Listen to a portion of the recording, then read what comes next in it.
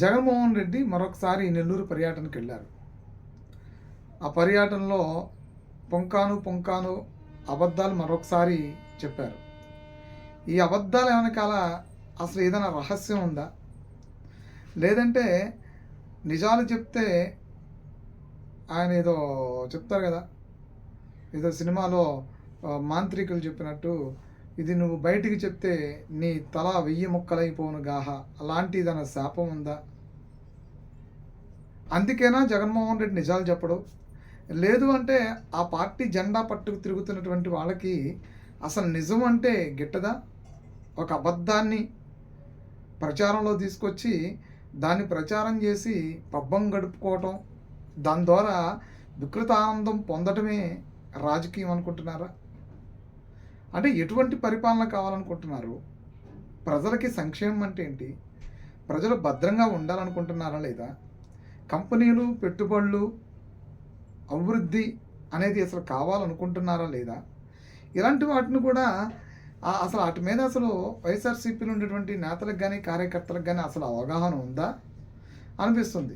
వెళ్ళిన ప్రతి చోట డబ్బులిచ్చి ముందు పోసి జనాన్ని తోలుకు రావటం, ఆ తోలుకొచ్చిన వాళ్ళందరూ ఆ చీపు లిక్కర్ కిక్కు దిగిన దాకా కూడా సీఎం సీఎం సీఎం అంటూ నినాదాలు చేయటం, వాటినన్నిటినీ ఐపాక్ టీము, ఈ సాక్షి మీడియా అన్నిటినీ విజువల్స్ అన్నిటినీ గ్యాదర్ చేసి అక్కడ గ్యాదర్ చేసి వాటన్నిటినీ ప్రచారాల్లోకి తీసుకొచ్చేటువంటి ప్రయత్నం చేయడం, ప్రజల్ని మోసం చేయడం. అసలు జగన్మోహన్ రెడ్డి గతంలో 5 ఏళ్ళు ఏం చేయలేదనే కదా ఓ మ్యాండేట్ ఇచ్చారు, 11 సీట్ల మ్యాండేట్ ఇచ్చారు. జగన్మోహన్ రెడ్డి ఇప్పుడు కూడా పెద్ద ఎత్తున అవినీతి ఆరోపణలు ఎదుర్కొంటున్నాడు. ఆల్రెడీ కొన్ని అవినీతి కేసుల్లో 16 నెలలు జైల్లో ఉన్నారు, బయటకు వచ్చాడు. అసలు జగన్మోహన్ రెడ్డి వల్ల ఈ రాష్ట్రానికి ఏం వచ్చిందని, గత 5 ఏళ్లలో ఈ రాష్ట్రంలో జగన్మోహన్ రెడ్డి సంక్షేమ పథకాల పేరిట చేసిన అప్పుల కుప్ప తప్ప ఈ రాష్ట్రానికి అసలు ఏమి ఇచ్చారని, ఏం వచ్చిందని, అసలు ఎందుకు ప్రజలు ఓట్లేనిది ఎందుకు విస్మరించారు? ఈ అంశాలని మర్చిపోయి జగన్మోహన్ రెడ్డి మరొకసారి పర్యటన, సరే ఈ పర్యటనలో ఏదన్నా సమస్యని పరిగణలో తీసుకుని చేస్తూ ఉన్నారా? లేదంటే ఏదైనా పెద్ద ఎత్తున ఈ రాష్ట్రంలో ఒక పెద్ద సమస్య మీద వెళ్ళి పోరాటం, ఉద్యమం చేస్తున్నారా? కేవలం బల ప్రదర్శన కోసమే కదా, బల ప్రదర్శన చేసేటువంటి పర్యటనలే కదా. సరే అక్కడికి వచ్చేది ఎవరన్నా న్యూట్రల్ పీపుల్, లేదు అంటే కనుక ఈ ప్రభుత్వం మీద వ్యతిరేకత ఉన్న వాళ్ళు ఏమైనా వస్తున్నారా? లేదే. ఆ పార్టీ కార్యకర్తలు, ఆ పార్టీ నేతలే, ఇంకా ఆ పార్టీ కార్యకర్తలు జగన్మోహన్ రెడ్డికి ఇంకా ఫాలోయింగ్ ఉంది కాబట్టి వాళ్ళే కదా అక్కడికి వస్తూ ఉన్నారు.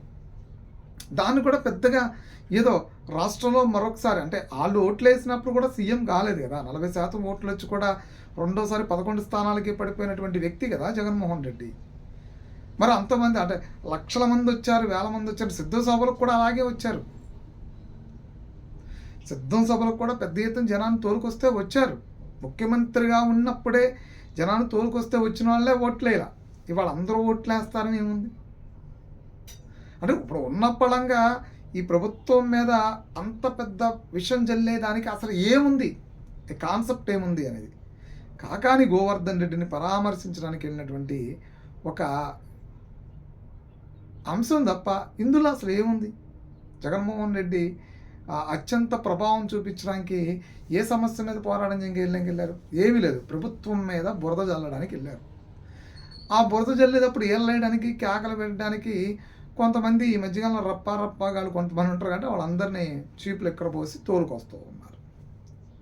ఆ తోలుకొచ్చిన తర్వాత కాసేపు అక్కడ హంగామా సృష్టిస్తున్నారు. ఇందులో గొప్ప విషయం ఏంటంటే గుంటూరు మార్కెట్ యార్డ్ దగ్గర కొన్ని, మిర్చార్డ్ దగ్గర కొన్ని విజువల్స్, బంగారుపాళ్యం చిత్తూరు జిల్లాలో బంగారుపాళ్యం దగ్గర కొన్ని విజువల్స్, ఇవన్నీ కలిసి విజువల్స్ అన్నీ కలిపి పోజేసి ఈరోజు నెల్లూరు జిల్లాలో వచ్చినాయి అని చెప్పాను. నెల్లూరు జిల్లాలో పెద్ద ఎత్తున జనాలు తండోపతండాలుగా వచ్చేసారు. ఆపాలని ప్రయత్నం చేసిన, అల్ల ముందు గొంతలు దొవిన, ఆ గొంతలు దూక్కుంటూ ఆటుకుంటూ వచ్చేసారు అని కొంతమంది వైసీపీ సపోర్టర్సు ప్రజాస్వామ్యంలో ఇది తప్పు అని చెప్పినప్పుడు కూడా అసలు ప్రజాస్వామ్యంలో ఏది రైటు ఏది రంగు ముందు వైసీపీకి తెలియట్లా. ఏది రాంగో ఏది కరెక్టో జగన్మోహన్ రెడ్డి తిరిగిట్లా. అసలు ఏ పర్యటనకి వెళ్ళాలో ఎందుకు వెళ్ళాలో కూడా తిరిగిట్లా. ఏ పర్యటనకి వెళ్తున్నాడు ఆయన?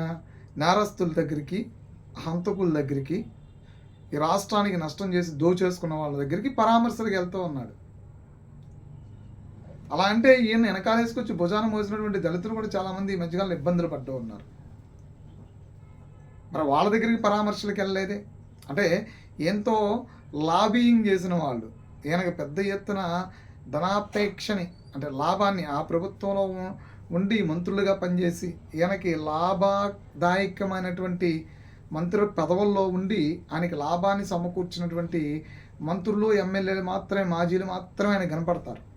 అంటే వాళ్ళు దోచుకున్నది ఈయనకి ఇచ్చిన వాళ్ళు మాత్రమే కనపడతారు. రాష్ట్రంలో ప్రజా సంక్షేమం, ప్రజాక్షేమం కోరుకుంటే జగన్మోహన్ రెడ్డి ప్రజాక్షేమాన్ని కోరుకుంటే ప్రజాక్షేమానికి సంబంధించినటువంటి పర్యటనలు చేస్తారు, ప్రజలకు సంబంధించినటువంటి పర్యటనలు చేస్తారు.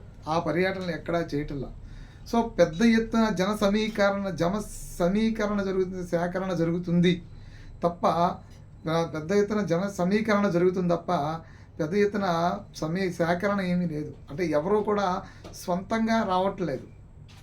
లారీలు, ట్రాక్టర్లో పెద్ద పెద్ద బస్సులు వేసుకుని జగన్మోహన్ రెడ్డిని చూడటానికి ఈ రాష్ట్రంలో ఉండేటువంటి న్యూట్రల్ పీపుల్ కానీ, ఈ రాష్ట్రంలో ఉండేటువంటి ఇతర వ్యక్తులు కానీ, ఈ ప్రభుత్వం మీద వ్యతిరేకత కానీ ఎవరు రావటంలా. మనం సమీకరించి అంటే మనం డబ్బులు ఇచ్చి, ముందిచ్చి, పోగు చేసుకొచ్చేటువంటి వాళ్ళు మాత్రమే వస్తున్నారు. వాళ్ళు కూడా వాళ్ళని పోగు చేసుకొచ్చి కేకలు వేయించడం, గందరగోళం చేయించడం తప్ప దానిలో ఇంక ఏముండి వచ్చింది? ఏమీ లేదు. సో కాబట్టి ఏంటంటే ఈ జగన్మోహన్ రెడ్డి ఉత్తి పర్యటనలకి, ఈ ఓకదంపుడు ఉపన్యాసాలకి అసలు సంబంధాలు లేవు. అంటే రాష్ట్రంలో ప్రస్తుత పరిస్థితులు ఎలా ఉన్నాయి, లా అండ్ ఆర్డర్ అన్నీ ఎలా ఉన్నాయి, వ్యవస్థలో ప్రజలు ఏమైనా ఇబ్బందులు పడుతూ ఉన్నారా లేదా, ఇలాంటి వాటిని తెలుసుకోవాలి ముందు గ్రౌండ్ స్థాయికి వెళ్ళి. గతంలోనే తెలుసుకోలేకపోయి, గతంలోనే ప్రజలు పెద్ద ఎత్తున మ్యాండేట్ ఇస్తేనే కాపాడుకోలేనటువంటి ఒక నాయకుడు, కాపాడుకోలేనటువంటి ఒక కార్యకర్తలు, కాపాడుకోలేనటువంటి ఒక నేతలు కలిగినటువంటి పార్టీ అది. రానున్న రోజుల్లో ఆ పార్టీ మనుగడే ప్రశ్నార్థకారం అవుతున్న టైంలో ఉనికి కాపాడుకోవడానికి, డైవర్షన్ పాలిటిక్స్ చేయడానికి బయటకు తిరుగుతున్నటువంటి అంటే ఈ ఉత్త పర్యటనలు చేస్తూ ప్రజల్ని ఇబ్బందులకు గురి చేస్తున్న నేపథ్యం అయితే స్పష్టంగా కనిపిస్తుంది.